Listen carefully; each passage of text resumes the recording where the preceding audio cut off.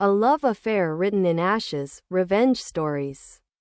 It began with fire, the kind that doesn't destroy, just reveals what was already burning. Celine Navarro, 38, watched the warehouse go up in flames from the driver's seat of a borrowed car, her face illuminated in amber and smoke. It wasn't random. Nothing she did ever was. Inside that warehouse were the remnants of her husband's empire, the files, the backups, the receipts that kept his secrets tidy. Ethan Rourke, venture capitalist, philanthropist, compulsive liar. The kind of man who built kingdoms from other people's confessions. She hadn't meant for revenge to become ritual. At first, it was survival. After 10 years of his manipulation, affairs disguised as power dynamics, cruelty packaged as ambition, Celine had stopped believing in endings. But endings, she realized, could be built if you learned to burn slowly. The first spark was an email, one she sent from his account to herself, forging the beginnings of a scandal. The next was a whisper to the press, timed perfectly with his business merger. By the time the fire came, his reputation was already smoldering. The flames were just punctuation. The police called it arson. He called it her hysteria. But Celine knew better. The fire hadn't consumed her, it had baptized her. 2 weeks after the blaze, she met Lucian Gray, an artist known for painting with soot and charcoal. He'd lost everything in a fire too, though his was an accident, an old studio heater. A midnight spark. When she told him about her husband, he didn't flinch. He only said, "Sometimes destruction is the only honest form of love." They began an affair, not out of lust but recognition. They met in burnt-out buildings, in hotel rooms that smelled faintly of smoke. He painted her body in ash, called her his phoenix, though she felt more like the match. Their love became performance art, black fingerprints on glass, gray stains on sheets. Whispered promises that disintegrated by morning. Ethan, meanwhile, was rebuilding. Publicly humiliated, he positioned himself as a victim of betrayal, launching a new chapter, foundation for mental health and resilience. The irony was cinematic. Celine watched his interviews from Lucien's bed, her skin still streaked with soot. "You don't just want him to lose," Lucian said once. "You want him to see you in every ruin he rebuilds." She smiled. "Then I'll make sure he does." And she did. The night before his gala, his grand rebranding, she mailed him a single photograph. It showed the warehouse's remains, and beneath it, written in charcoal dust, a message. "You don't get to rise from my ashes." At the gala, his speech faltered halfway through. He paused, sweating under the stage lights, staring at the photograph projected on the screen behind him, the same one she'd sent. Somehow leaked to the press. His hands trembled. For a moment, everyone saw what she'd always seen, the crack in the performance. The man rotting behind his own smile. That night, she and Lucian stood on a rooftop, watching the news unfold. "You've won," he said softly. Celine looked at the city below, the haze of orange light staining the horizon. "No," she whispered, "I've just rewritten the ending." When he kissed her, the taste of smoke lingered. She didn't pull away. But when she opened her eyes, for a brief, flickering second, she thought she saw Ethan's reflection in Lucien's pupils, smiling, waiting. She shivered. Because fire, she realized, never really ends. It just finds new fuel. And somewhere deep inside her, a quiet voice whispered, "You started this because he burned you. But you stayed because you liked the heat." By the second act, Celine Navarro had convinced herself that vengeance was just another medium, like Lucien's soot, like Ethan's lies, something that could be molded, textured, made beautiful. She had become fluent in ruin. Her days were clean and deliberate, coffee at dawn, painting with Lucian by noon, silence at dusk. But the nights were restless. The scent of smoke still lived in her hair. Sometimes, when she leaned close to his canvases, she swore she could hear the faint crackle of something burning again. Lucian's art had changed since meeting her. His paintings no longer depicted flames or ashes but residue, ghosts of what used to exist. He called his new series The Resurrection of Decay. Each portrait was of her, though distorted, Celine's outline drawn from coal dust. Her face blurred with heat distortion, her eyes replaced by empty space. "I'm painting what's left after beauty dies," he said once, kissing her forehead. "You're what remains." She should have felt adored. Instead, she felt documented. Meanwhile, Ethan Rourke had gone quiet. Too quiet. The media that once fed on his scandal had moved on. But Celine knew silence wasn't surrender, it was recalibration. She saw signs of him everywhere, an anonymous donation to one of Lucian's galleries, a bouquet of lilies left on her doorstep, his favorite apology flower, a voicemail with nothing but static and the faint sound of breathing. Lucian started to notice her distraction. "He's still in your head," he said one night, his voice thick with paint fumes and jealousy. Celine smiled faintly. "He's not in my head," she said. "He's in the air." It was true. She'd begun smelling smoke again, though there was no fire. One evening, she woke to find black fingerprints on her bedroom wall, though hers were clean. The next morning, one of Lucian's new canvases had been defaced, streaks of gray and red. And beneath it, scrawled in charcoal, "She burns prettier than you paint." Lucian blamed vandals. Celine didn't. She knew Ethan's handwriting when she saw it. That night, she returned to the ruins of the warehouse, the place where it all began. It had been cleared, fenced, sterilized. But standing there, she could still feel the ghost heat against her skin. She crouched and ran her fingers through the dirt. Her nails came up black.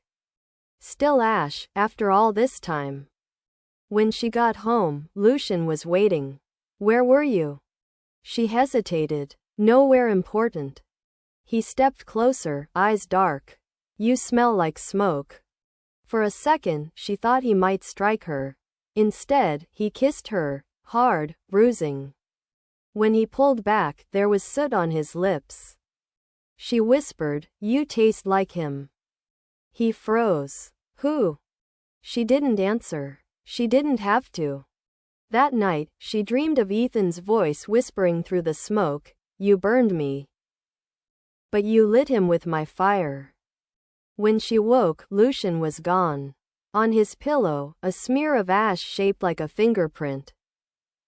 On the wall, written faintly in charcoal dust, "The flame remembers who started it." Celine sat on the floor, her hands shaking, her breath fogging the air. For the first time since the fire, she couldn't tell if she was the arsonist or what was left behind. Because maybe the fire hadn't been hers after all. Maybe she had only been fuel. By the third act, Celine Navarro had begun to see fire in everything that moved. Streetlights, sunsets, candle flames, all of them felt like versions of her own pulse. Lucian Gray had stopped painting. He said there was no longer a difference between his work and his life. He'd started filming her instead, saying he wanted to capture what obsession looks like when it realizes it's already consumed itself. She should have left. Instead, she let him. He set up cameras in every room of the loft, silent, patient witnesses. He filmed her eating, sleeping, staring into nothing. He said he was documenting transformation. But Celine knew what he really wanted, proof that she still burned. At first, she didn't care. But then she began finding frames that didn't make sense. In one video, she was sitting in the studio wearing a black dress she didn't own. In another, her reflection in the mirror turned its head before she did. When she confronted Lucien, he smiled gently, like she was a child lost in her own story. "You were here, Celine. You just don't remember which version of you it was." That night, she dreamed of Ethan for the first time since the fire. He was standing in the warehouse ruins, smiling through the smoke. "You think you burned me," he said. "But I've been inside the flame the whole time." When she woke, the smell of smoke clung to her skin again, faint, sweet, undeniable. Lucien grew restless. He painted one last portrait, enormous, made entirely of ash and oil. It was her, but the eyes weren't hers, they were Ethan's. When she saw it, she whispered, "You've been painting him through me." Lucien didn't deny it. "You made him eternal. I'm just giving him a face." Something in her broke then, or maybe it reignited. That night, she destroyed his studio. She tore down the paintings, smashed the cameras, and set fire to the walls. Lucien didn't stop her. He just watched, murmuring, "Beautiful, beautiful." The flames spread fast, faster than she expected. For a second, she thought she saw Ethan's face in the smoke again, laughing. When the fire department arrived, only one room was left untouched, the gallery where Lucien had stored the footage. Every frame survived. Every image of her still burned on screen. She disappeared that night. Weeks later, the footage leaked online. Hours of her pacing, whispering, painting her own hands black with soot. The final clip showed her standing in front of the last painting, the one with Ethan's eyes. She smiled faintly and said, "Love and revenge are the same temperature. One just burns slower." Then she struck a match. The video cut to static. When investigators sifted through the wreckage, they found her necklace melted into the floor and a single phrase scrawled in charcoal on the wall above it. "Every love ends in smoke." And in the corner of the frame of the last surviving camera, barely visible, a figure moved, not Lucien, not Celine, but someone standing still, watching. Their outline flickered like heat, their reflection steady when the fire danced. By the fourth year, Celine Navarro had become what she'd always feared, something elemental. Something unrecognizable. The woman who once loved, plotted, and burned had turned into a figure made of aftermath. Fire had followed her everywhere she went. A hotel in Lisbon caught smoke in its ventilation shafts the night she checked in. A gallery in Paris displaying Lucien Gray's posthumous work suffered an electrical blaze. The papers called her unlucky. Celine called it gravity. Lucien had been dead for 6 months. The coroner said asphyxiation, but Celine knew the smell of smoke too well to believe that. The final footage from his cameras, never released publicly, showed him painting a single word across the wall in soot before the flames took him, Celine. She told herself she didn't kill him. She told herself a lot of things. Now she lived in a rented flat in Prague, painting under another name, Alara M. Her work, cold, monochrome, almost clinical, was praised for its restraint. "You can feel the ghost of fire," one critic wrote. She smiled at that. Ghosts were exactly what she painted. Not people, not places, temperatures. But ghosts have ways of finding their source. One afternoon, a package arrived. No return address. Inside, a single photograph, the burned frame of Lucien's last painting. Her face, or what was left of it, visible beneath the soot. On the back, written in someone else's hand, "Ethan's waiting." Her first instinct was denial. Ethan Rourke had vanished years ago. Some said he'd fled to South America under a new name. Others whispered he'd died in the fire she'd set. But she knew better. People like Ethan don't die, they evolve into stories that keep rewriting themselves. That night, she dreamed of him again. He stood in her Prague studio, smoke rising from his shoulders like steam. "You tried to kill me," he said softly. "But all you did was teach me to breathe fire." When she woke, her apartment smelled faintly of burnt cedar. The photograph from the package was gone. In its place was a canvas, clean, untouched. Except for one corner where a single fingerprint was pressed into ash.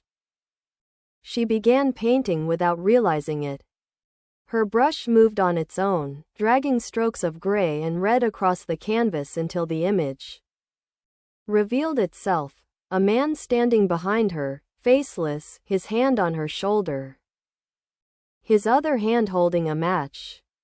When she stepped back, her pulse stuttered. The match on the canvas was real, glued to the paint, its head blackened. Celine whispered, "You can't still be here." But the room felt warmer. The air shimmered like a heat mirage. The match trembled slightly, as if waiting. She took a step closer. The smell of smoke deepened. When the fire department broke down her door at dawn, the room was filled with fine gray dust. No flames. No remains. Just the half-finished painting on the wall, the match now gone. And beneath the last layer of soot, barely visible, a sentence written in the same careful hand Ethan once used on love letters. "You wrote our love in ashes. I just learned how to read it."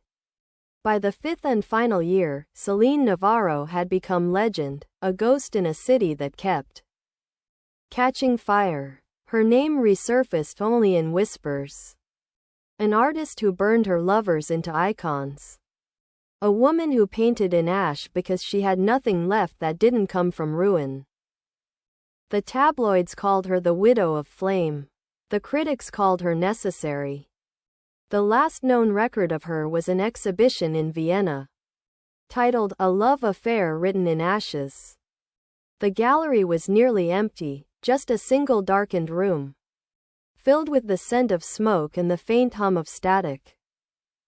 On the walls hung 10 large canvases, each one a gradient of gray and crimson. If you looked long enough, faces began to appear, Ethan's, Lucien's. Sometimes hers, shifting like memory, refusing to stay still. At the center of the room stood a sculpture, 2 intertwined figures made of charred wood, fused at the chest but facing away from each other. Between them, a slow mechanical heartbeat pulsed beneath the ash. A plaque below it read, "Love was the first fire. We just forgot to stop feeding it."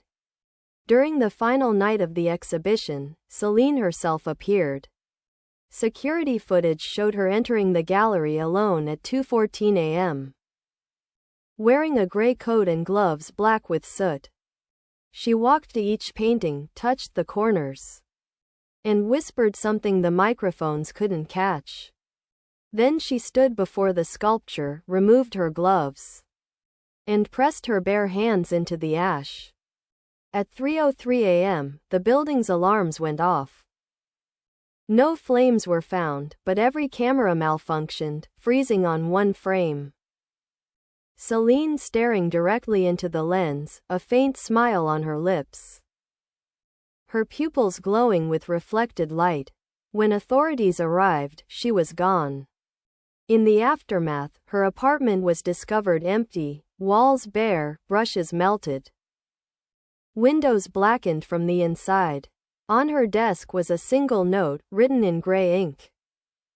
"He taught me to build empires from lies. Lucian taught me to make beauty from what's left. But I learned the final truth alone. Ashes aren't endings. They're beginnings without permission."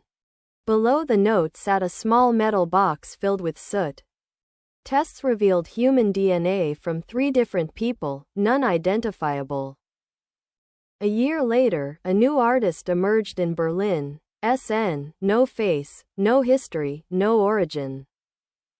Their debut piece was a short film, projected on burning linen, showing a hand striking a match in slow motion. As the flame grew, a voice whispered, "Love and revenge are twins. Both want to be remembered." Then, just before the screen went black, a final image lingered. Celine's reflection in the firelight, calm, infinite, smiling as if she had finally become what she always chased. The exhibition's catalog listed its medium not as film, not as painting, but as one word only: residue.